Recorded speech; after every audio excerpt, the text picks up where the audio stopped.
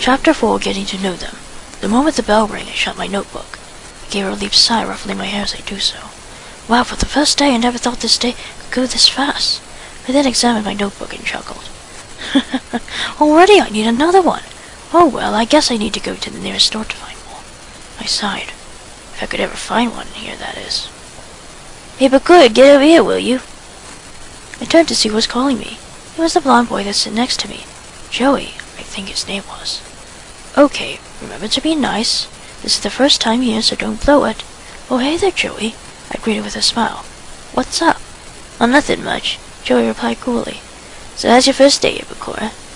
Oh, I really think it's bloody brilliant, I replied cheerily. When I noticed Joey's confusion, I explained. It's just a positive expression where I'm from. You'll get used to it. Okay. Hey, Bakura, I almost forgot. I'm going to introduce you to my buddies. Joey then stepped aside, showing 3 of his friends.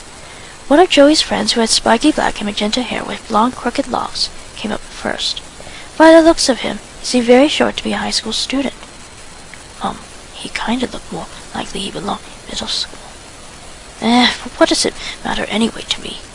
And around his neck, he's wearing a pendant. That seems so similar to mine somehow. Hi, I'm Yugi Moto. I'm very pleased to meet you, Bakura, greeted the young boy. I see that a friend of Joyce is a friend of mine. Right behind Yugi, this girl is my other friend, Taya Gardner. The pretty tall brown-haired girl, who Joey indicated, was waving, giving a warm smile. It's very nice to meet you, Bakura. I'm sure we'll be great friends. And right there beside Taya is the cleanup janitor, Tristan Taylor. The brown-haired boy named Tristan pushed aside Joey, and then shook my hand. Actually, what he meant was that I'm not a janitor at all. I'm actually a beautification club member. He grinned. I laughed. It's a pleasure to meet all of you.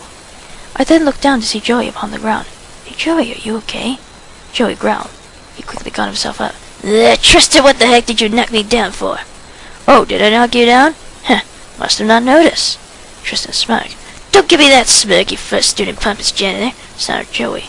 Hey, for your information, it's not pompous janitor, it's beautification club member, greeted Tristan with a frown. Besides, you started it. I did not, argued Joey. You did too, shouted Tristan, sizing up. I did not. You did too. I did not. You did too. I did not. Yugi, do Joey and Tristan argue like that all the time? I whispered softly to him.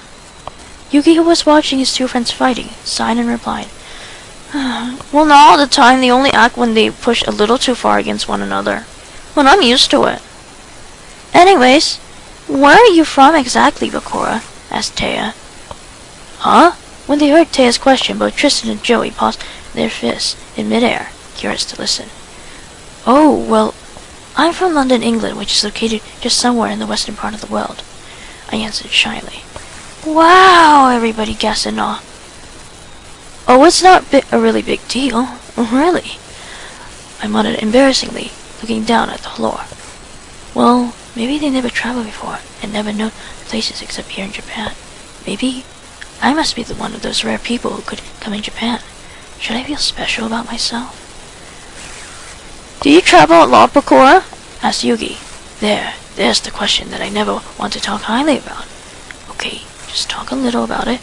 Well, yes, Yugi, I do travel a lot because my father always has an expedition trip from one place to another. Oh, so do you live with your father? Questioned Tristan. Well, no, I whispered feebly. I live alone most of my life. Ever since my mother and sister Amani died tragically in a car accident. I swallowed hard at the end of the sentence, feeling much more uncomfortable being with them. Oh, Taya muttered sadly. I'm so sorry, Bakura. We didn't mean to make you feel depressed, right, guys? She announced to her friends. Everyone nodded silently, giving me a sympathetic smile. I faked a smile back in return while holding back the tears that were about to shed from my eyes. If they were going to be my new friends, I couldn't let them see that I'm about to cry. It's all right, I forcibly said cheerily. I know you didn't mean to hurt my feelings. I lowered my head slightly, shadowing my brown eyes under white locks. It's no big deal. I then raised my head up and asked brightly, So, what about you guys? Well, began Yugi, I may not travel like you, Bakura, but I live with my grandpa and my mother in a game shop known as the Comic Game Shop. Our game shop contains many games like board games, video games, trading cards, any kind you can think of. Yugi paused and sat down to the nearest vacant desk that's close to me, sighing and placing his elbow on the surface of the table. According to my father, at least, what is my father? And my mother? I'm mostly like my grandpa because I have inherited love for games just like him. Truthfully, he thinks or disapproves that I'm just addicted over games, and that it's bad for me. But that's who I am, and I'm proud of who I am, no matter how many times you said that. My eyes widened with excitement. So he likes games too? That's a common interest that I definitely love to talk about. Wow, so your family owns a game store? Well, that's surprising because I like games too. Yeah, hey, wait a minute. No, Yugi's eyes widened, bubbling with excitement also. Did you say you like games too? I nodded. I love games very much. Back in England, whenever my father goes away on an expedition trip and we have free time, my old friends and I love to play games a lot, outside or inside. But mostly we play inside and usually watch the recent game on television like badminton and cricket. Wow, you sound like you spoke highly on games. Do you seriously like games that much? Exclaimed Yugi. Yes, a lot, I replied happily. I especially love board games. My favorite one is Monster World. Ah, Monster World, said Yugi. I know that game. Hey, you. Joey finally spoke out. What kind of game is Monster World? Well, Monster World is a combination of a normal board game and an RPG, explained Yugi.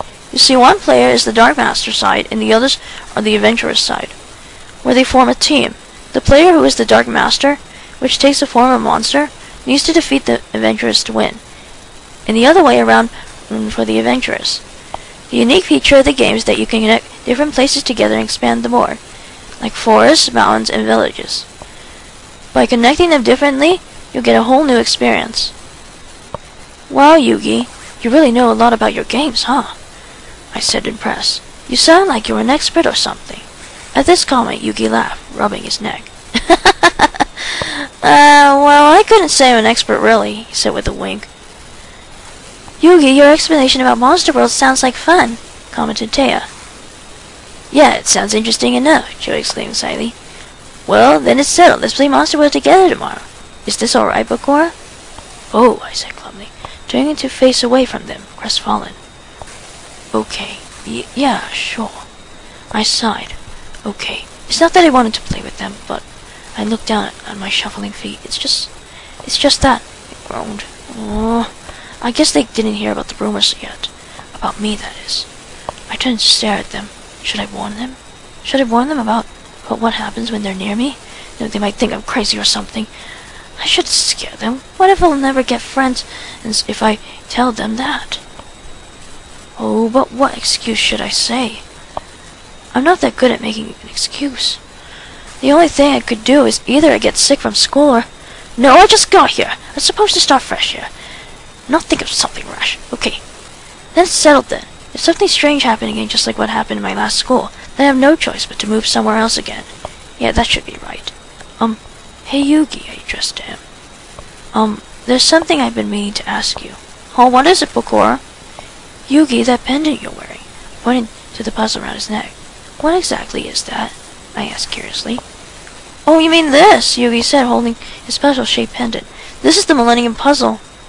I found it in a pharaoh's tomb in Egypt. My brown eyes widened at this. So, the Millennium Puzzle is actually from Egypt, huh? It was even found in the pharaoh's tomb. Then I wondered if he got it in his possession. He was destined to have it. Like me? Did he? Wow! I heard myself say. Can I take a closer look?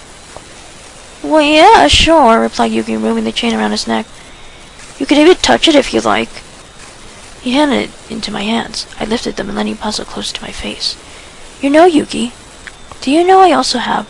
I gasped and flinched, gripping to where the pain was. What the... I clutched tighter on the ring that was hidden underneath my school uniform. My body's shaking. I supported myself by placing my elbow against the desk. Still gripping Yugi's puzzle. What is going on? Why is this happening? This never happened to me before. Oh, that hurts, I hissed out, shutting my mouth. Please go away. Please let it be over. I I released the grip on my school uniform, but still kept my hand upon my chest. I inhaled and exhaled, continuing the process until the pain stopped. With one final deep exhale, I opened my eyes, feeling relieved. Well, I'm glad that's over. Then I noticed a small shadow looming over my body. I strained myself to find Yugi in front of me, appeared worried and a little frightened. Behind Yugi, Taya, Tristan, and Joey were also happy, with the same expression on their faces in their eyes. At least, is it happy? Well, more likely worried. Too much. Bakura, are you okay? Said Yugi urgently. You don't look so good. What's wrong? Once more I replaced the fake smile that I wore. It's nothing. Here. I stretched out my arm, giving back his puzzle. It may be that the pain is gone for now, but what's that? What was that? Exactly. What was that? Was that from my heart? Yugi took the puzzle back in his hands and said, Are you sure you're okay, Bakura? Yeah, it's seriously nothing. I'll be okay. Honest. Okay then, he replied slowly, putting back the puzzle around his neck again. Suddenly a voice of a girl shouted, Hey, Joey! I turned and saw. My heart gave a nervous thump. I noticed 4 girls right in front of my desk. I gave a startling yell. Ah! What? Joey said, addressing the incoming girl and her friends. What do you want? Quit hogging Bakura for yourself! The girls all yelled. I stuttered. One of the girls grabbed me by the arm, several getting me to my feet. Come on, Bakura, let's go. Where am I going? I exasperated, noticing my feet being dragged. Well, Bakura, said another girl, we're all going to give you a tour around the school. Huh? I said, confused. You're going to give me a tour, all of you girls? Oh, first the instant pain against my chest and now this? What the bloody hell is going on here? Why is this happening to me? Oh, by the way, we already created a fan club for you, exclaimed the squealing fangirls. You just said what? I exclaimed, surprised. Before going out the door of the classroom, I turned desperately around to see Yugi and his friends making a please help me out of this look. But before they could see my face, the door snapped shut, and I was left being dragged by the excited crowd of girls.